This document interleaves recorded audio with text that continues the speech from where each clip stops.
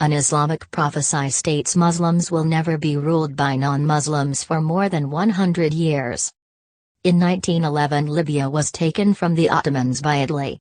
This was Libya's beginning of non-Muslim rule, and it lasted until Colonel Muammar Gaddafi was captured and killed 20th of October 2011, 100 years of non-Muslim rule.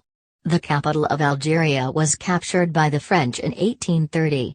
It took 20 years to fully capture the former Turkish territory of Algiers, and although the history books state Algeria suffered occupation by the French for 130 years, total French occupation of Algeria took until 1956.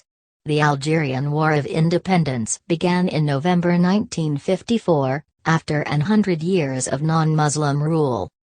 Another, fully authentic, prophecy states Muslims would first be ruled by righteous caliphs, then kings, then tyrants before being ruled again by caliphs.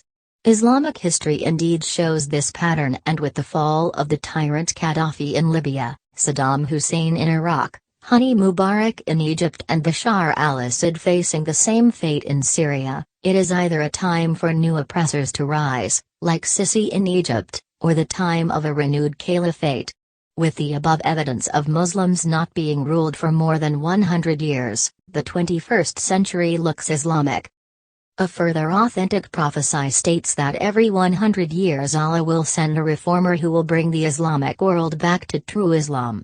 The turn of the Islamic century in the Gregorian calendar happened in 1979, and Muslims are still waiting for this person or persons to guide them back to their true religion.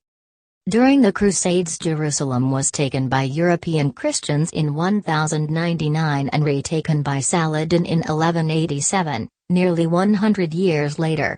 Jerusalem was taken again by the British at the end of 1917, and has remained under non-Muslim rule for 99 years to date.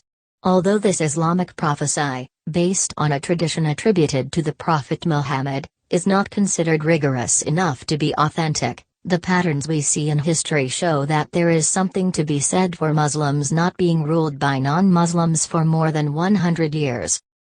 In the current climate, with an American administration threatening to move their embassy to Jerusalem so close to 100 years of non-Muslim rule of that city, and almost 100 years since the fall of the Ottoman Caliphate and the plunging of the entire Muslim world into non-Muslim rule, we can only conclude that the next conflict that will make the biggest headlines concerning the Middle East in 2017 will be the holy city of Jerusalem, swiftly followed by Turkey.